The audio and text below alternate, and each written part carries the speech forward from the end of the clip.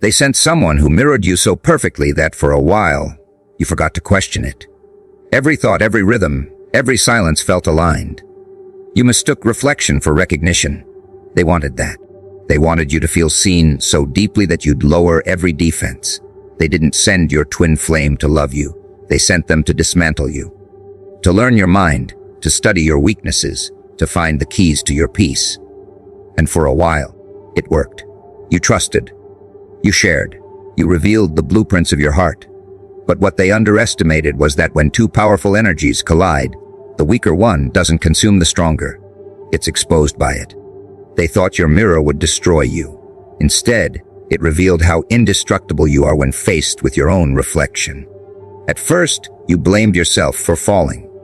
You thought, maybe you were careless. Maybe you should have known better. But that guilt was part of their plan. Manipulators love to make victims feel complicit. They sent your reflection to pull out your empathy and twist it into chains. Yet, what they didn't understand is that empathy in the hands of an awakened mind is a weapon, not a weakness. The connection meant to break you became your awakening. Through that bond, you learned discernment. You learned that not every mirror shows truth, some show illusion. You learned to study tone, timing, and tension. The pain didn't weaken your intuition. It fine-tuned it. They wanted to teach you fear. You walked away learning precision. They crafted your downfall with emotional intelligence, thinking that love would be the perfect disguise. Because no weapon cuts deeper than love misplaced. But you were built from heartbreak before this. You recognized the familiar scent of deceit dressed as devotion. You played along long enough to see the full structure of their design. You didn't confront. It wasn't worth the show. You observed. You gathered information. You let their confidence grow until their mask cracked under its own arrogance. That's when everything turned. The plan didn't just fail. It backfired violently. The one sent to destroy you fell into their own trap. The mirror shattered, and they were left bleeding from their own reflection. They underestimated how your spirit processes betrayal. Some people collapse when deceived, you don't. You metabolize betrayal into clarity. You turn pain into psychology. You pick apart every manipulation until you understand its anatomy. By the time they think they've broken you, you've already converted the experience into data. That's what makes you terrifying. You don't seek revenge. You extract wisdom. You let karma use your silence as its vehicle.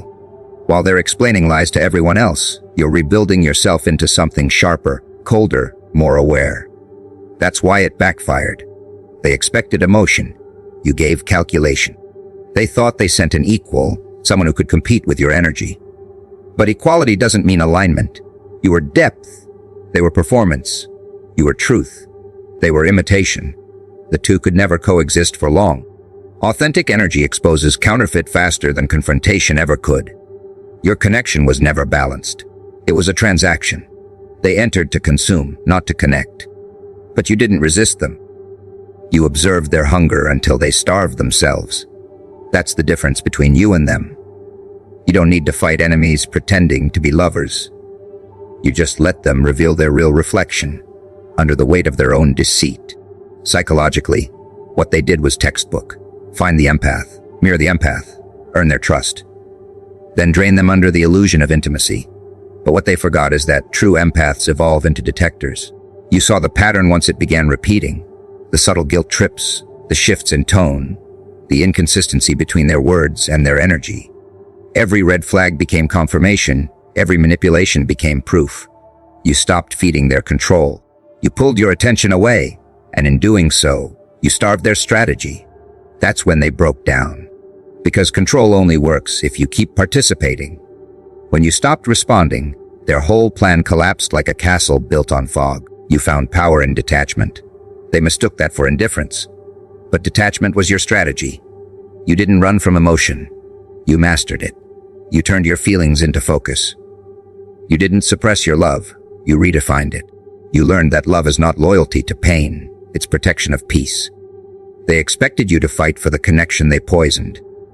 You refused. You let it die without ceremony. That silence burned them more than any revenge could. Because nothing terrifies manipulators like realizing their importance was an illusion. You stopped fighting for what you never needed. And in doing so, You reclaimed everything they tried to take. When you walked away, the reflection they used against you became their prison. They couldn't escape it. You had mirrored them back without words, and now they were stuck seeing themselves through your absence. Every tactic that once worked on you now haunts them. Every lie echoes in their own mind. They tried to use your empathy as a weapon. Instead, it became the mirror that forced them to confront their rot. That's the beauty of your strength. You don't destroy people. You let them self-destruct under the truth they tried to hide. They thought you'd come crawling back, desperate for closure. You didn't. You became your own closure. You learned that silence is the final act of power, that walking away without explanation is louder than any speech. You stopped explaining your worth to those who couldn't afford it. You stopped giving energy to people who only came to drain it. That shift changed everything. Because now, you don't need to expose anyone. You simply let time and consequence do it for you. They wanted your destruction to be public. Instead, their unraveling will be. They thought they were clever, turning kindness into a weakness. They mistook your patience for permission, your empathy for ignorance, and your silence for surrender. They built their strategy around exploiting what made you human. They studied your generosity and plotted how to use it against you. But life has a strange way of reversing energy. Everything they used to break you became the raw material for your transformation. They wanted to twist your softness into guilt, your loyalty into burden, your openness into vulnerability. Instead, you converted all of it into armor. The same energy that once made you an easy target now shields you. They failed to understand that people who survive betrayal stop being delicate. They become disciplined. You don't beg for fairness anymore. You enforce boundaries. You don't explain your intentions. You embody them. They created your armor by underestimating how fast your pain could evolve into precision. You didn't always have this control. There was a time when their tactics worked. You overgave, overtrusted, overexplained. You wanted peace more than power. They saw that and thought they could shape you into something submissive. But what they couldn't predict was that your empathy came with intelligence. You learned while they manipulated. Every lie was a lesson. Every betrayal a blueprint. You studied the architecture of their cruelty until you understood its weak points. They taught you, without meaning to, how to protect your energy. Now, your compassion has conditions. Your kindness has awareness. Your forgiveness has distance. You are not colder, you are wiser. What they once weaponized for control now shields you from ever being used again.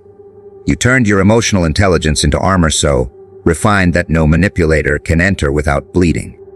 They relied on your reactions. That was their power source. Every time you justified yourself, they grew stronger. Every time you doubted your instincts, they gained ground. But now you've turned those same emotions into signal detectors. The same sensitivity they mocked is now your radar. You can sense deception long before it speaks. You can feel manipulation before it forms a sentence. You can spot the shift in tone that gives away their intention. That awareness protects you more than any wall could. You no longer waste energy fighting battles that expose themselves. You conserve your focus for strategy, not chaos. That is what evolution looks like. You didn't lose your empathy. You upgraded it into intuition, and that transformation terrifies them, because it means you no longer play defense. You anticipate. You adjust. You lead. They wanted to make your heart a liability. Instead, it became your greatest weapon. They underestimated the power of emotional alchemy, the ability to turn pain into insight. You took every humiliation, every betrayal, every false promise, and distilled it into wisdom. That wisdom now wraps around you like armor. You don't avoid emotion anymore. You control it. They can no longer provoke you with guilt or lure you with validation. You've seen their methods too many times to be moved by them. Your composure has become lethal to manipulators. They used to feed off your reactions. Now your calm starves them. Every time you choose silence over defense, they lose their grip. Every time you respond with patience instead of panic, they unravel. The same energy they used to exploit now suffocates them because it no longer bends, it reflects. There is a strange irony in how power changes hands. They taught you how to fight, but not how to lose. They expected you to break like they did once, but you didn't. You absorbed the impact, studied it, and came back stronger. Their cruelty taught you endurance. Their betrayal taught you clarity. Their manipulation taught you self-control. You learned to wear pain like armor instead of chains. Now, you walk through the same chaos that used to consume you, untouched. Their energy doesn't penetrate you anymore. It bounces back. You became the mirror they fear most, the one that shows them what they truly are. That reflection burns worse than revenge because it's a truth they can't escape. You have to understand what truly scares them now. It's not that you survived. It's that you thrived without retaliation. They wanted you reactive because reactive people are easy to predict. But your stillness is unpredictable. Your lack of response forces them to confront their own failure. They throw emotional bait, and you don't flinch. They provoke, and you stay centered. That composure isn't weakness. It's armor forged in fire. You no longer seek justice through confrontation. You let time do it. You let exposure do it. You let their own behavior reveal them.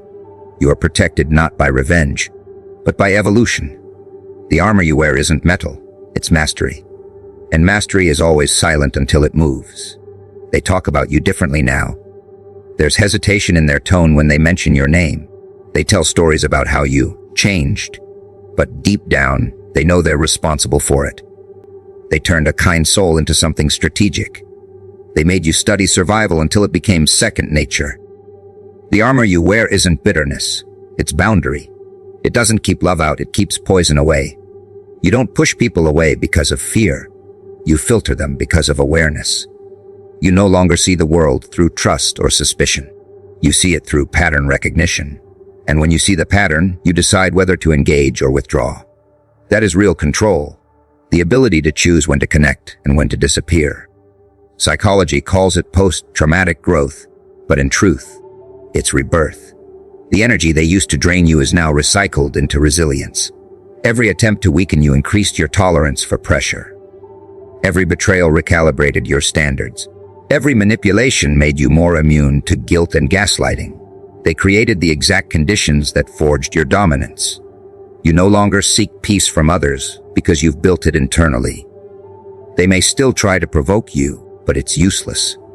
You don't live where their words can reach. You've ascended beyond their influence. The same storm they sent to destroy you now powers your sails. That's the kind of irony only strength can create. They will never admit it, but they admire what they failed to destroy. They study you in silence, wondering how you turned their venom into medicine. They don't realize that your transformation was never about revenge. It was about evolution. You didn't just heal, you adapted. You learned to weaponize awareness. They created their own punishment when they gave you pain, because pain became your mentor. It taught you everything they hoped you'd never know. You learned how to read energy, how to manage emotion, how to command silence. They can no longer harm what they've already strengthened. Their weapons became your shield. Their hatred became your training. And now their power is gone, not because you took it, but because you no longer need to fight for it. They tried to drag you into the storm, but you learned how to walk through thunder without flinching. Their chaos was designed to control you, to make you react, to make you doubt yourself. Every insult, every rumor, every staged misunderstanding, they were tests meant to pull you out of focus. But chaos only works on people who still crave approval. You don't. You stop chasing explanations from those who twist words for sport. You no longer argue to prove your innocence or defend your peace. You simply watch as they throw their tantrums, knowing that storms made of insecurity always collapse under their own weight. You became resistant not by building higher walls, but by mastering inner stillness. You don't match their chaos. You absorb it, strip it of its power, and return it as silence. That silence terrifies them more than any confrontation ever could. They mistake your calm for weakness because they still think chaos equals power. They believe whoever yells loudest wins. But you know noise doesn't equal control. It exposes desperation. You've learned to read people through the disorder they create. Chaos is a language, and you've become fluent in it. When they start shifting stories, stirring conflict, or baiting you into reaction, you don't take the bait. You study it. You see who they manipulate, how they spread confusion, and what they fear losing. And in that study, you gain dominance. Because chaos loses its grip the moment it's understood. You don't fight it. You analyze it until it exhausts itself. They can't overpower someone who treats madness like a math problem. You were once addicted to fixing people who thrived in disorder. You wanted to calm their storms, prove your loyalty, earn their peace. But you learned that some people love chaos more than clarity. It feeds their ego, gives them control, lets them hide their insecurities behind drama. You stopped playing therapist to the unstable. You stopped investing energy into people who confuse attention with affection.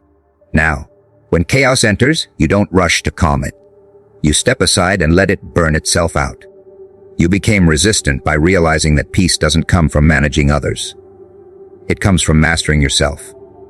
They lost power when you stopped reacting to every emotional spark they threw your way. You don't fight for peace anymore. You embody it. Psychologically, your resistance grew through repetition. They tried to break you so many times that your nervous system learned adaptation instead of panic. Each lie they told, each rumor they spread, each conflict they ignited, it all became training. Your brain rewired itself to remain calm when triggered. That's why you're untouchable now. The tricks that once destroyed you now bore you. You see through manipulation before it even unfolds. That's what real resilience is. Not pretending chaos doesn't exist, but refusing to let it rewrite your emotions. They think you suppress anger. You don't. You simply channel it. Anger no longer makes you reckless. It makes you strategic. You move with intention, not impulse. They can't outplay someone who's immune to confusion. They expected you to fight on their level.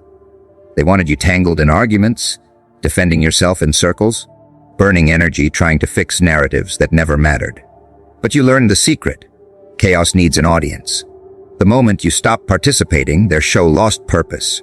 You stopped explaining. You stopped responding. You stopped needing closure from people who live off disruption. That silence wasn't surrender, it was dominance. You killed their power by starving it of attention. They keep trying to reignite the fire, but you don't bring oxygen anymore. That's what it means to be resistant. You don't suppress emotion, you outgrow the need to prove it. You're not avoiding battle. You're choosing victory through stillness. They hate that your energy doesn't rise to match theirs. They raise their voice, you lower yours. They throw chaos, you return logic. They gossip, you remain unbothered. And that contrast exposes them. Their chaos looks louder beside your composure. People notice. The same crowd that once fell for their act starts seeing the difference. They see who's grounded and who's crumbling. That's why your calm feels dangerous. It dismantles them publicly without a single word. They thrive on emotional reaction. You replaced emotion with precision. Every calm answer, every patient pause, every controlled response. Each one reminds them that they can't touch you anymore. You don't fight chaos, you let it choke on its own noise. You built immunity to their manipulation by studying patterns. Every chaotic person leaves one. They repeat themselves because confusion is all they know. You learned that no one truly hides their intentions forever. Their chaos exposes their hunger for control, their fear of being irrelevant. You learn to watch patterns, not promises. You listen to consistency, not charm. That awareness became armor. Now, when they try to start another storm, you already know the forecast. You don't prepare for disaster, you simply move above it.